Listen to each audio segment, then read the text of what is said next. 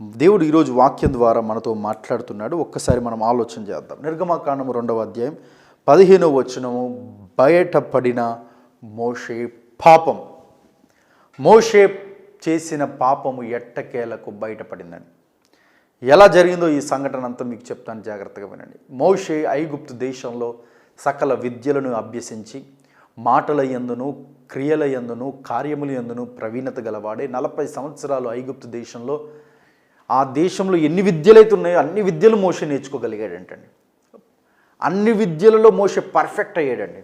తర్వాత ఒకరోజు మోషే నడుచుకుంటూ వెళ్తున్నప్పుడు అతనిలో తెలియని ఆలోచన, నేను దేవుని కోసం మా జనాంగాని కోసం ఏదో ఒకటి చెయ్యాలి అనే ఆలోచన కలిగి మోషే నడుచుకుంటూ వెళ్తున్నప్పుడు ఒక దృశ్యాన్ని చూశాడు.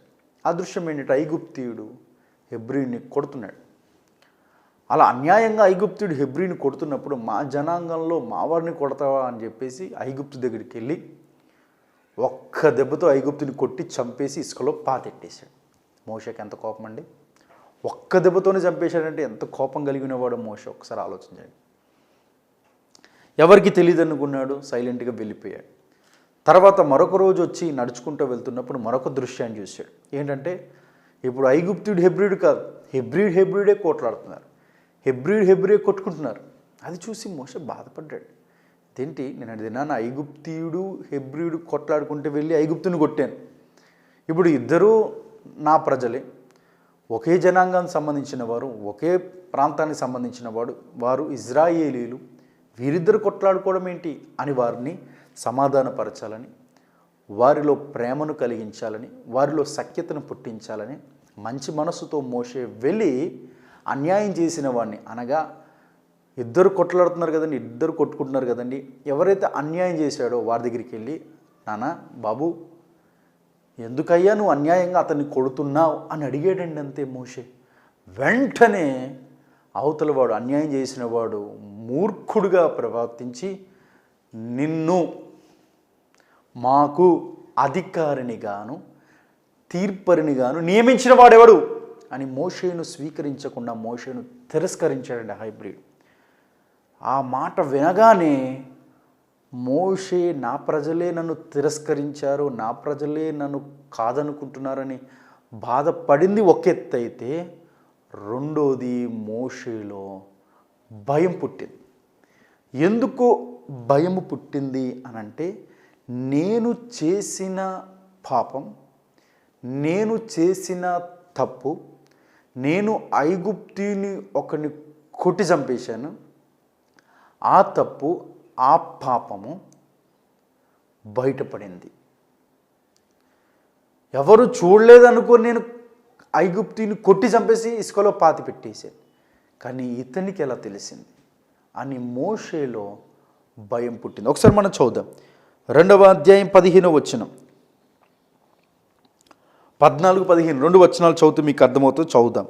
అప్పుడు అతడు అన్యాయం చేసిన వాడిని చూచి, అనగా మోషే అన్యాయం చేసిన వాడిని చూచి, నీవెలా నీ పొరుగువాన్ని కొట్టుచున్నావని అడుగగా, అతడు, మా మీద నిన్ను అధికారినిగాను తీర్పరినిగాను నియమించిన వాడెవడు? నీవు ఐగుప్తీయుని చంపినట్లు నన్నును చంపవలనని అనుకొనుచున్నావా అనెను. అందుకు మోషే, నిశ్చయముగా ఈ సంగతి బయటపడేను అని అనుకున్నాడండి. అప్పుడు ఆ వ్యక్తి, ఆ హెబ్రీడ్ అండి, ఏమంటాడంటే, నువ్వు మా దగ్గరికి ఎందుకు వచ్చావు, మమ్మల్ని తీర్పరిగాను అధికారినిగాను మా మీద నియమించిన వాడు ఎవడు అని అడుగుతూ, నువ్వు నిన్న ఐగుప్తీయుణ్ణి ఒక్క దెబ్బతో కొట్టి చంపేసి ఇసుకలో పాతి పెట్టేసావు కదా, అలాగా ఇప్పుడు నన్ను కొట్టి చంపేయాలనుకున్నావా అని ఆ ఐగుప్తీయుడు మోషేకు చెప్పగానే మోషేలో ఒక్కసారి భయం పుట్టిందండి. నేను కొట్టి చంపేసి ఇసుకలో పాతి పెట్టినప్పుడు ఎవరు చూడలేదే అని అనుకున్నాడు మోషే. ఏమండి, ఎవరు చూడలేదే అని అనుకున్నాడు మోషే. కానీ ఇతనికి ఎలా తెలిసింది అని ఆలోచించడం మొదలు పెడుతూ తనలో భయం ప్రవేశించిందని. దయచేసి గమనించండి, మనలో చాలామంది అనుకుంటూ ఉంటారు, నేను చేసిన పాపం, నేను చేసిన తప్పు ఎవరు చూడడం లేదు కదా అని అనుకొని కప్పెట్టేసే ప్రయత్నం చేస్తారు. నేను ఎప్పుడో చేశాను, అది ఎవరికీ తెలియదు కదా. నేను ఎప్పుడో ఆ తప్పు చేశాను, ఎప్పుడో ఆ పాపము చేశాను, ఎవరు చూడలేదు కదా అని అనుకుంటారు.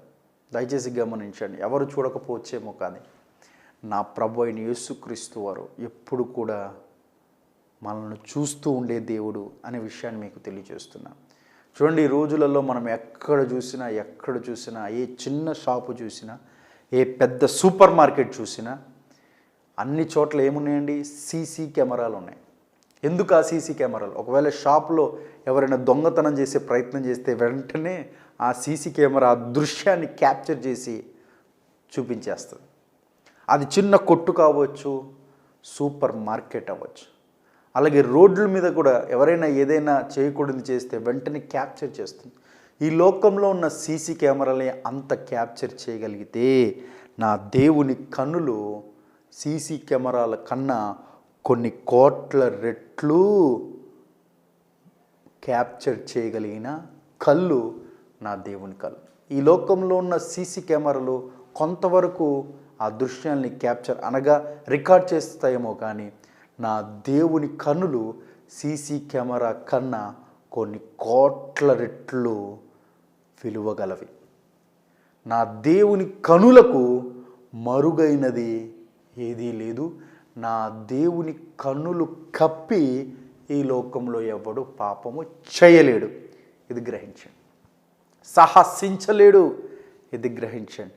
నువ్వు ఎక్కడున్నా, ఎవ్వరు చూడలేదని పాపం చేసినా పైనున్న నా దేవుడు చూస్తున్నాడయ్యా, చూస్తున్నాడమ్మా. ఇది గ్రహించండి. ఈ దేశంలో లేను, నేను వేరే దేశంలో ఉన్నాను, కువైట్ దేశంలో ఉన్నాను, అబుదాబి దేశంలో ఉన్నాను, అమెరికాలో నేను ఉన్నాను, సింగపూర్లో ఉన్నాను, ఆస్ట్రేలియాలో ఉన్నాను. నా దేశ ప్రజలు ఇక్కడ లేరు, నా వారు ఇక్కడ లేరు, నా బంధువులు ఇక్కడ లేరు, నాకు తెలిసిన వారు ఎవరు కూడా ఇక్కడ లేరు అని నువ్వు వేరే దేశంలో పాపము చేసినా, నువ్వు ఏ దేశంలో, ఏ ప్రాంతంలో, ఏ పట్టణంలో ఉండి తప్పు చేసినా సరే నా దేవుని కనులను మాత్రం నువ్వు దాయలేవు. నా దేవుడు అన్ని దేశములలో ఉన్న గొప్ప దేవుడు. దేవునికి స్తోత్రం, హల్లెలూయా. నా దేవుని యొక్క కన్నులు భూమి మీదంతా కూడా సంచారము చేయుచున్నవి అని వాక్యం సెలవిస్తుంది.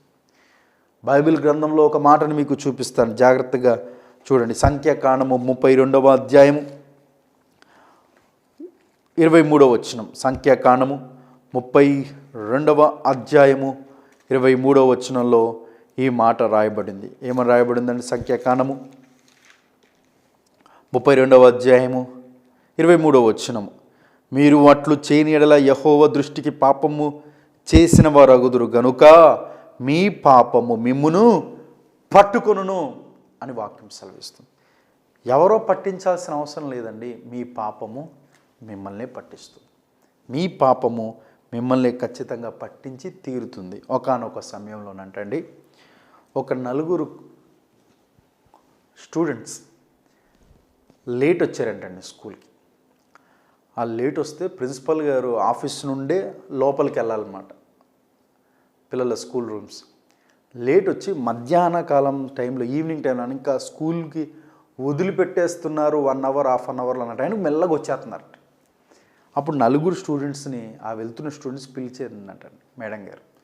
పిలిచి, ఏమంటారా ఈ టైంలో వస్తున్నారు మీరు అని అంటే, అప్పుడు వీరు అన్నారంట, టీచర్ గారు మేము లేట్గా బయలుదేరామండి, ఓ ప్రైవేట్ బస్సులో అనగా ఈ ఆర్టీసీ బస్సులో వస్తున్నామండి. వస్తున్నప్పుడు బస్సు పంచర్ అయిపోయింది మేడం గారండి, అందుకనే లేట్ అయ్యిందండి, అందుకని వస్తున్నామండి, లేట్గా వచ్చామండి అని చెప్పారంట. అప్పుడు ఈ తెలివిగా సమాధానం వీరు చెప్పారని మేడం గారు ఏం చేశారో తెలుసా అండి?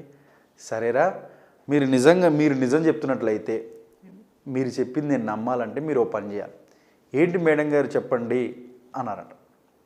వీరందరూ ఏమనుకున్నారంటే 4 రే ఖచ్చితంగా ఒకవేళ మనల్ని మేడం గారు అడిగితే, టీచర్ గారు అడిగితే ఇదే సమాధానం చెప్దాంరా, అందరూ బస్సు పంక్చర్ అయింది అని చెప్దాంరా అని అందరూ మాట్లాడుకొని వచ్చారు.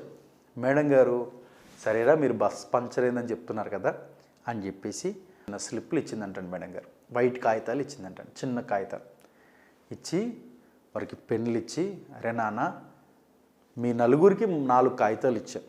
మీరు ఒక్కొక్కరు ఒక్కొక్క దగ్గర నించోండి, ఒక్కొక్కరు ఒక్కొక్క దగ్గర కూర్చోండి. లేకపోతే కూర్చొని బస్సుకి 4 టైర్లు ఉంటాయి కదా, ఆ 4 వైపు చక్రాలు ఉంటాయి కదా, ఏ టైర్ పంక్చర్ అయిందో రాయండి అని చెప్పేసి ఒక్కొక్కరు చెప్పిందంటండి. ఒక్కొక్కరిని ఒక్కొక్క ప్లేస్లో కూర్చోపెట్టిందంటండి. సరే అని చెప్పేసి ఏం చేయాలో అర్థం కాక ఒకడేమో ఫ్రంట్ లెఫ్ట్ సైడ్ టైర్ అని ఒకటి రాశాడు, ఫ్రంట్ రైట్ సైడ్ టైర్ అని ఒకటి రాశాడు, బ్యాక్ లెఫ్ట్ సైడ్ టైర్ అని ఒకటి రాశాడు, బ్యాక్ రైట్ సైడ్ టైర్ అని ఒకటి రాశాడు. మొత్తం ఒక్కొక్క టైర్ రాసి తీసుకొచ్చారు పేపర్. వారికి ఏం అర్థం కావట్లేదు. వారు అనుకున్నారు అందరూ ఒకటే రాసి ఉంటామేమో అని అనుకున్నారు.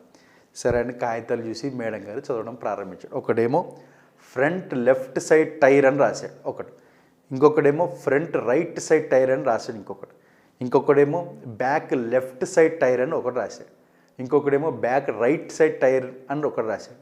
ఎరా మీరు అబద్ధం చెప్పి నన్ను నమ్మించాలని ప్రయత్నం చేశారా? మీరు అబద్ధం చెప్పారు అని మీరే తెలియజేశారా? ఎక్కడైనా బస్సు 4 టైర్లు పంచర్ అవుతాయారా? నిజం చెప్పండి రా, ఎక్కడికి వెళ్ళారంటే అప్పుడు నలుగురు ఒప్పుకున్నారు. మేడం గారు మేము స్కూల్ ఎగ్గొట్టేసి క్రికెట్ ఆడుకోవడానికి వెళ్ళామండి, పొద్దున్నుంచి సాయంత్రం వరకు ఆడామండి, టైం అయిపోతుందని వచ్చేసాం మేడం గారు. ఆ పప్పు ఉన్నారు. ముందు ఒప్పుకోలేదు వీరు. మరి వీరు చేసిన తప్పు ఎలా పట్టుబడింది? వీరు చేసిన తప్పే వీరిని పట్టించింది. అనగా వీరు ఏదైతే అబద్ధం చెప్పారో ఆ అబద్ధమే వీరిని పట్టించింది. దయచేసి గమనించండి. మనలో చాలామంది అనుకుంటూ ఉంటారు, చేసిన తప్పును ఎవరు పట్టించలేరు, నేను చేసిన తప్పును ఎవరు చూడలేరు, నేను చేసిన పాపమును ఎవరు చూడలేదు కాబట్టి నేను కప్పెట్టేశాను అని అనుకుంటారు. అలా అనుకోవడమే అవివేకము. నా దేవుని కన్నులను మాత్రం ఎవరు దాయలేరండి. ఒక యథార్థమైన సంఘటన బైబిల్ గ్రంథంలో జరిగింది, అది మీకు చెప్పే ప్రయత్నం చేస్తున్నాను. ఒకసారి మీ చేతుల్లో పరిశుద్ధ గ్రంథంలో తీసుకున్నాను. యెహోషువ గ్రంథం 7వ అధ్యాయం. యెహోషువ గ్రంథము 7వ అధ్యాయం మొదటి నుండి కొన్ని వచనాలు నేను చదువుతున్నాను. జాగ్రత్తగా మీరు చూసే ప్రయత్నం చేయండి.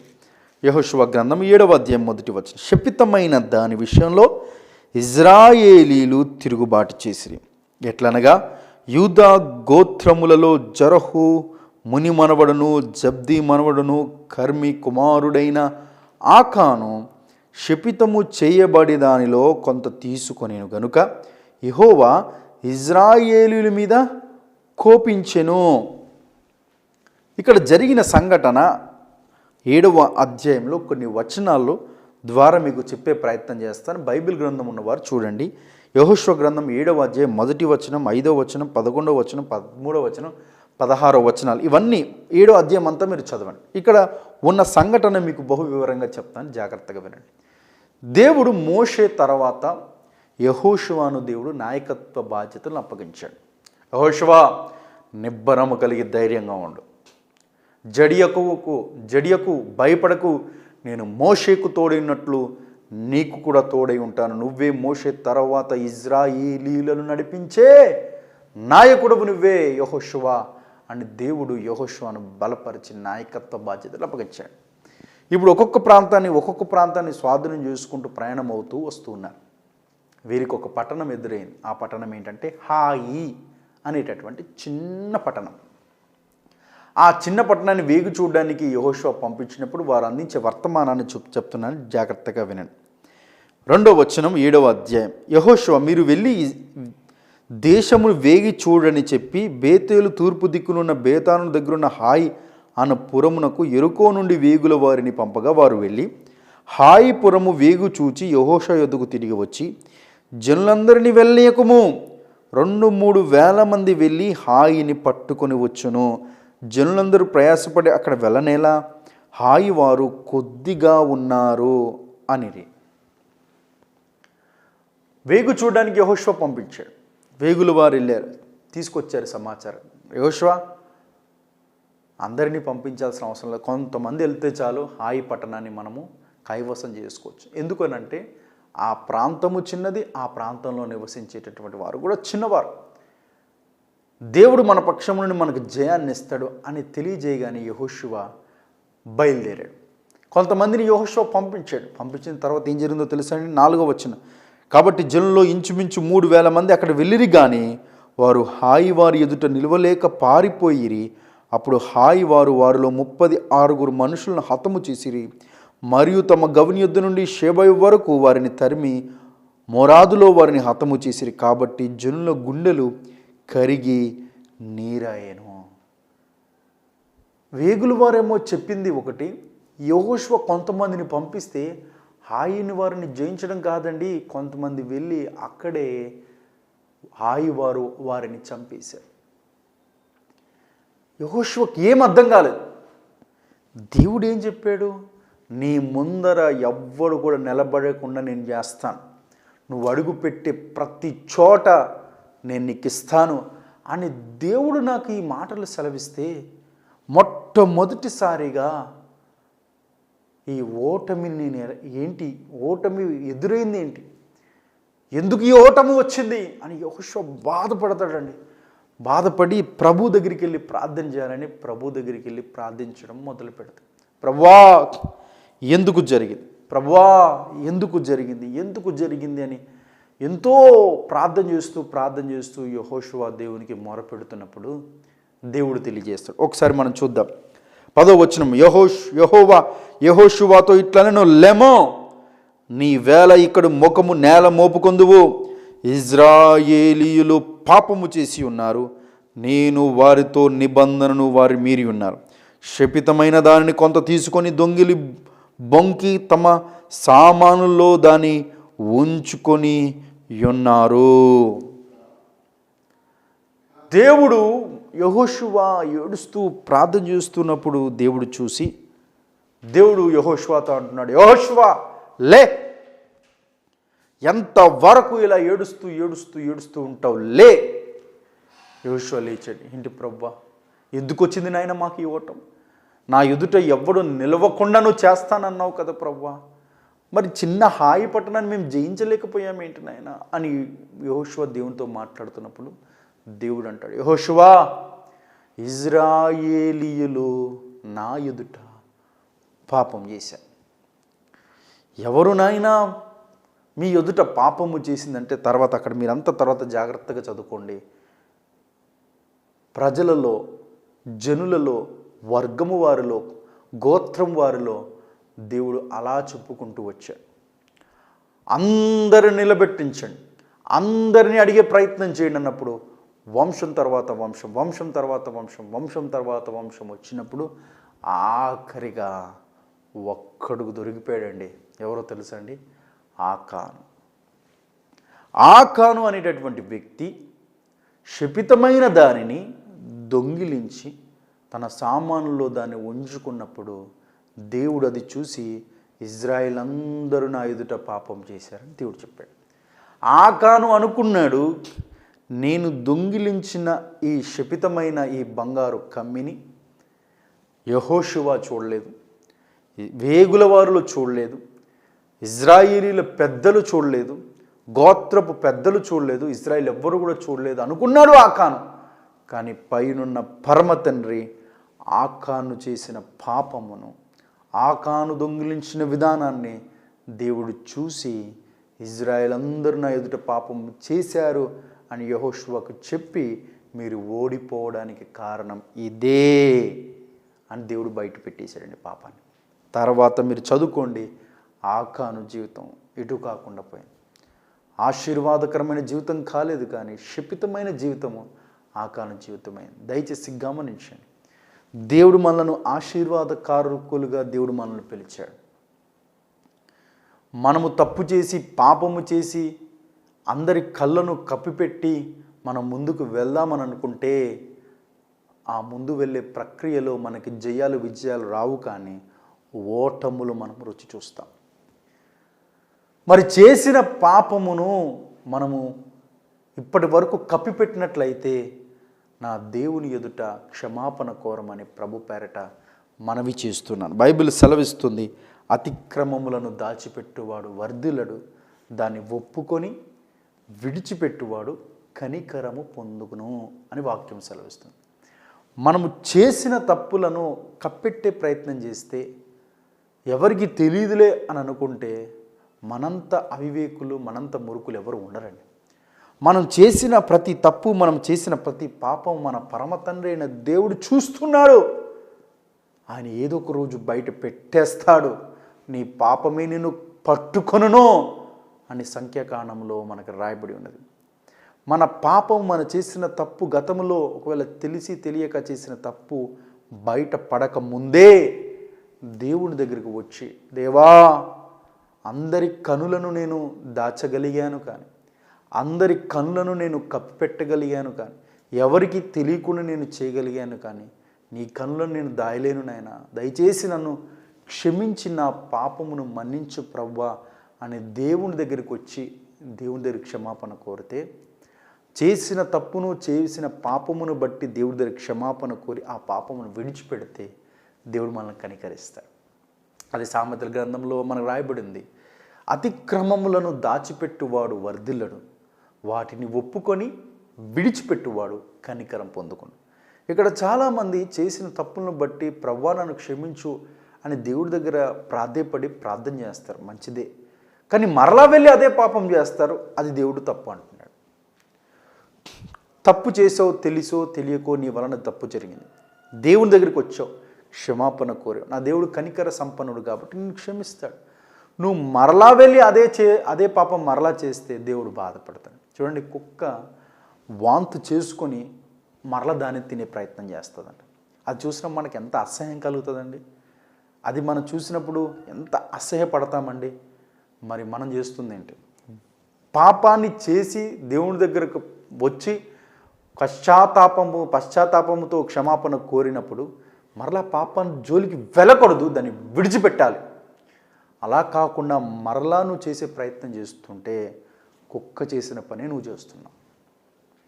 కుక్క తన వాంతి తింటున్నట్టుగానే నువ్వు మరలా నీ పాపాన్ని నువ్వు చేసే ప్రయత్నం చేస్తున్నావు. దయచేసి ఆ పాపమును ఒప్పుకున్నావు, మంచిదే, ఆ పాపాన్ని విడిచిపెట్టమని ప్రభు పేరట మనవి చేస్తున్నాం. మోషేలో భయము ప్రవేశించింది. ఎందుకో తెలుసా అండి? నేను చేసిన ఆ తప్పును, నేను ఐగుప్తుని కొట్టి చంపి ఇసుకలో పాతి పెట్టిన ఆ సంఘటనను అందరికీ తెలిసిపోయింది. ఫరోకు కూడా తెలిసిపోబోతుంది. నేను చేసిన తప్పు, నేను చేసిన పాపము బయటపడిపోయింది అని మోషే ఒక్కసారి భయపడడం ప్రారంభించాడు. మోషే భయపడి తాను ఏ నిర్ణయం తీసుకున్నాడు, మోషే భయపడి తను ఏది చేశాడు, తన జీవితంలో చేయకూడని ఒక భయంకరమైన తప్పును మరలా మోషే ఏం చేశాడో రేపటి వర్తమానం బహు వివరంగా, బహు అద్భుతంగా, బహు అర్థవంతముగా దేవుడు మనతోనే ఖచ్చితంగా మాట్లాడబోతున్నాడు. కాబట్టి రేపు మరలా ఇదే సమయానికి ఒక శ్రేష్టమైన వర్తమానంతో మీ ముందుకు రాబోతున్నాను. ఎవరు కూడా మిస్ అవ్వకండి. రేపు ఈ వర్తమానాన్ని, అనగా రేపు అందించే వర్తమానాన్ని కూడా మీరు చూసి పూర్తి సందేశాన్ని మీరు విని ఆత్మీయంగా బలపడి దేవుని కోసం మంచి తీర్మానాలు తీసుకోవాల్సిందిగా ప్రభు పేరట మనవి చేస్తూ నా మాటలు ముగిస్తున్నాను. రండి ప్రార్థన చేద్దాం. ప్రార్థన. ప్రేమ నమ్మకము కలిగిన మా ప్రియ పరలోకపు తండ్రి, మీకు వందనాలు చెల్లిస్తున్నా. అయా ప్రభా, చేసిన పాపం బయట పడక తప్పదు అని ప్రభా ఈ వాక్యం యొక్క సారాంశం ద్వారా మీరు మాకు తెలియజేశారు. ప్రతి ఒక్కరూ తప్పులు చేస్తారు నాయన, కానీ నీ ఎదుట వచ్చి క్షమాపణ కోరితే వారిని క్షమిస్తారని మీరు చెప్తున్నారు. చేసిన తప్పును, చేసిన పాపమును మరలా చేయకూడదని మీరు చెప్పారు నాయన. కాబట్టి ఈ వాక్యం విన్న బిడ్డలు నాయన మరలా ఆ పాపాలు చేయకుండా, మరలా తప్పులు చేయకుండా సరిచేయబడి వాటిని విడిచిపెట్టి కనికరము నాయన పొందుకునేటటువంటి వారిగా ఉంటకు సహాయం చేయండి. ఈ టీవీ ప్రోగ్రామ్స్ నాయన, ఈ వాక్యాలు ఎవరైతే క్రమంగా వింటున్నారో ఆ కుటుంబాలు, ఆత్మీయ కుటుంబాలన్నీ కూడా మీరు పేరు పేరున దీవించండి, ఆశీర్వదించండి, వర్ధిలింపచేయండి. ఎవరే కష్టాల్లో ఉన్నారో, ఎవరే బాధల్లో ఉన్నారో, ఎవరి నిరాశ నిస్పృహలో ఉన్నారో, ఎవరి వేదనలో ఉన్నారో దయచేసి మీరు చూడండి నాయన. వారికి ఉన్న కష్టాలను, బాధలను, ఇరుకులు, ఇబ్బందులను తొలగించి నెమ్మది, శాంతి, సమాధానము సమృద్ధిగా దయచేయమని ప్రార్థన చేస్తున్నాం. ఎవరైతే అనారోగ్య సమస్యతో ఉన్నారో నజరేయుడైన యేసు నామమున ముట్టి స్వస్థపరచమని ప్రార్థిస్తాం. అది ఏ చిన్న అనారోగ్యమైనా, అదే పెద్ద ఆపరేషన్కి వెళ్ళే పరిస్థితి వచ్చినా యేసు నామములో ముట్టి స్వస్థపరచమని ప్రార్థిస్తున్నాం. ఈ ప్రార్థనలో ఏకీభవిస్తున్నప్పుడే వారికి స్వస్థత మీరు శీఘ్రముగా అనుగ్రహించమని ప్రార్థన చేస్తున్నాం. ఎవరైనా ప్రవ్వా నైనా బంధకాల్లో, కోర్టు కేసులలో, అయా తండ్రి ప్రవ్వా నైనా కుటుంబాలలో నైనా కలహాలతో సమాధానం లేకుండా ఉంటున్నారు, శాంతి సమాధానం ప్రతి కుటుంబానికి దయచేయండి. ఈ కార్యక్రమాలు ఎంతో భారంతో నైనా ప్రసారం అవుతున్నాయి. అయ్యా ఈ కార్యక్రమాలను బలపరిచేటటువంటి కొన్ని ఆత్మీయ కుటుంబాలను ఈ సేవకుడికి మీరు పరిచయం చేయబోతున్నందుకు వందనాలు. ఈ వాక్యాలు విన్న వీరు నైనా ఈ టీవీ ప్రోగ్రాంకి స్పాన్సర్లుగా ఉండేటటువంటి కుటుంబాలుగా కొన్ని కుటుంబాలను మీరు దీవిస్తున్నందుకు స్తోత్రాలు తెలియజేస్తూ మరలా రేపటి కార్యక్రమం మనందరినీ సిద్ధపరచమని యేసయ్య నామములో ఈ ప్రార్థన వేడుకుంటున్నాం తండ్రి, ఆమేన్. ఇప్పటి వరకు మీరు శ్రేష్టమైన దివ్యమైన దేవుని వాక్యాన్ని విన్నారు కదండి. అయితే మీకు ఒక మనవి చేస్తున్నారు. ప్రతిరోజు ఈ వాక్యాలు మీరు వింటున్నారు. మీలో అనేక మంది ఫోన్ చేస్తున్నారు, మీకున్న సమస్యలు చెప్పుకుంటున్నారు, మీకోసం నేను ప్రార్థన చేస్తున్నాను. చాలా సంతోషం. చాలా చోట్ల నుండి మాకు కాల్స్ వస్తున్నాయి, ప్రార్థన చేస్తున్నాం. అయితే మీతో ఒక చిన్న బాధ్యతను మీ ముందు ఉంచాలని ఆశిస్తున్నాను. ఈ వాక్యాలు మీ యొద్దకు ఈ విధంగా టీవీ రూపంలో రావడానికి దీని వెనకాల ఎంతో ప్రార్థన, ఎంతో దేవుని పట్ల విశ్వాసం, అలాగే ఎంతో ఖర్చు చేయబడుతుంది. ఖర్చు లేకుండా ఈ వాక్యాలు టీవీ ద్వారా మీ ముందుకు రాలేవు. దీనికి ఎంతో కొంత మనము ఈ ఛానల్ వారికి మనము చెల్లించవలసిన వారమై ఉన్నాం. అయితే ఒక సేవకుడుగా ఈ భారాన్ని, ఈ బాధ్యతను మీ ముందుకు అప్పగిస్తున్నాను. నేను ఒక్కడినే ఈ భారం భరించడం అనేది అది నాకు శక్తికి మించిన భారం అవుతుంది. ఒకవేళ నా భారాన్ని అనగా ఈ యొక్క భారాన్ని, సువార్త భారాన్ని, ఈ టీవీ ప్రోగ్రాన్ని, పరిచర్య భారాన్ని ఒకవేళ మీరు 10 మంది పంచుకున్నట్లయితే నాకు ఈ భారం సులువుగా ఉంటుంది. ఈ వాక్యం వింటున్న మీరు చాలామంది ఆత్మీయంగా బలపడుతున్న మీకు ఒక మనవి చేస్తున్నాను, ఒక పిలుపునిస్తున్నాను. మీరు ఈ టీవీ ప్రోగ్రామ్కి సహకరించండి, మీరు ఈ టీవీ ప్రోగ్రామ్కి సహాయపడండి, మీరు ఈ టీవీ ప్రోగ్రామ్ స్పాన్సర్ చేయండి. అలా మీ దేవుడి చేత మీరు ఆశీర్వదించబడిన కుటుంబాలుగా మీరు ఉన్నట్లయితే టీవీలో కనబడుతున్న నెంబర్ ఉంది కదండి, దానికి మీరు ఫోన్ చేయండి, నేనే మీతో మాట్లాడతాను. మీరు ఎలా స్పాన్సర్ చేయగలరో చెప్తాను. మరలా రేపు ఇదే సమయం మనందరం కలుసుకుందామా? అటు దేవుని యొక్క మహాకృప మీ అందరికీ సదాకాలం తోడైనను గాక. God bless you all.